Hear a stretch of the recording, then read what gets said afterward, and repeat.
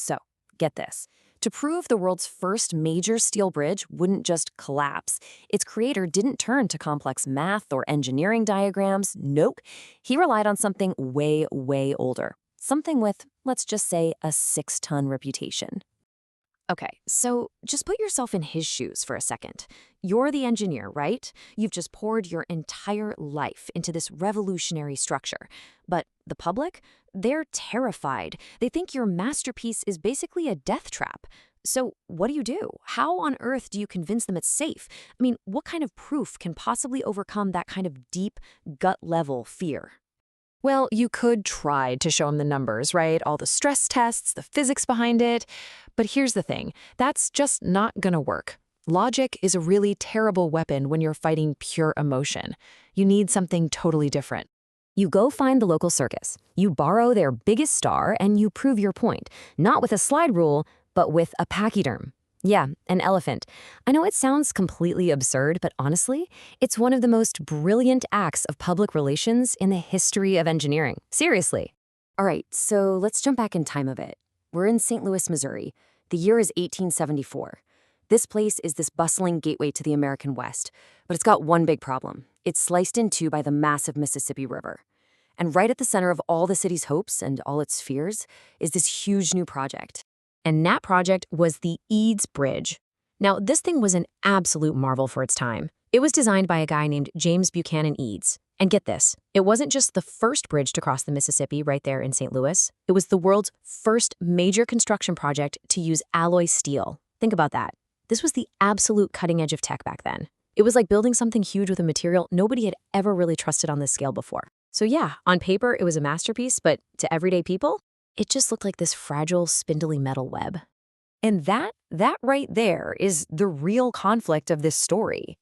The biggest challenge for Eads wasn't gravity or wind or any of the engineering stuff. It was a full-blown citywide crisis of confidence. The people, they just weren't buying it. Not at all. You had this complete disconnect. On one side, you've got the engineers with stacks and stacks of calculations, all the material science proving the bridge was solid. But on the other side, just raw public fear. The word on the street was simple: steel is new, it's brittle, it's experimental. And the very first train that tries to cross is going to send the whole thing plunging right into the river. And this is where James Eads really showed he was more than just a brilliant engineer. He got it.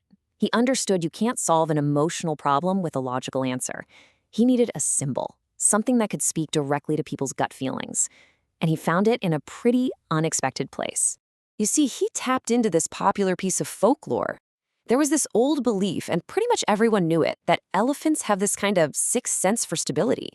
People believe that an elephant, because it's so heavy and so cautious, could just feel if a structure was unsafe. And if it was, the elephant would flat out refuse to walk on it. It was this appeal to an ancient animal wisdom, something that felt a whole lot more trustworthy than some new fancy science. So, the stage was set for what has to be one of the most bizarre and brilliant engineering tests in history. On July 2nd, 1874, the whole city of St. Louis was pretty much holding its breath. Eads was literally about to bet the reputation of his bridge and his entire career on the 4 giant feet of a circus elephant. Okay, so picture this. The morning of the test, a massive crowd gathers. They're curious, but they're also deeply skeptical.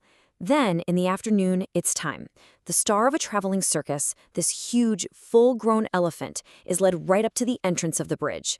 I mean, can you imagine the silence, the tension in the air? And then it takes a step, and another. This massive animal just walks calmly, confidently across the entire bridge. No hesitation, not the slightest bit of fear. And the effect? It was instantaneous. It was absolute. The crowd didn't just clap, they erupted. In that one single moment, seeing that huge animal just stroll across the bridge, it shattered months and months of fear and suspicion. The bridge wasn't just scientifically sound anymore. Now it was elephant approved. The fear was totally broken. So that one event, that was it. It secured the bridge's place in the public's heart. But the legacy of this story, it's about so much more than just one bridge. It's really about how we build trust in things we don't fully understand. And you know what? Turns out, the elephant was right. For more than 150 years now, the Eads Bridge has stood strong. It's carried trains, cars, millions and millions of people across the Mississippi. The engineers' calculations? Yeah, they were, of course, absolutely spot on. You see, James Eads didn't just build a bridge out of steel, he built a bridge of trust, a bridge between brand new technology and a really scared public. His true genius wasn't just in engineering a structure, it was in engineering a feeling of safety. And that leaves us with a pretty fascinating question, right? Especially as we navigate our own world with things like AI, gene editing, and all sorts of other groundbreaking tech. When all the logic and the data in the world aren't enough to calm our fears, what are the elephants we use today? What are the things we rely on to help us take that first, confident step into the future?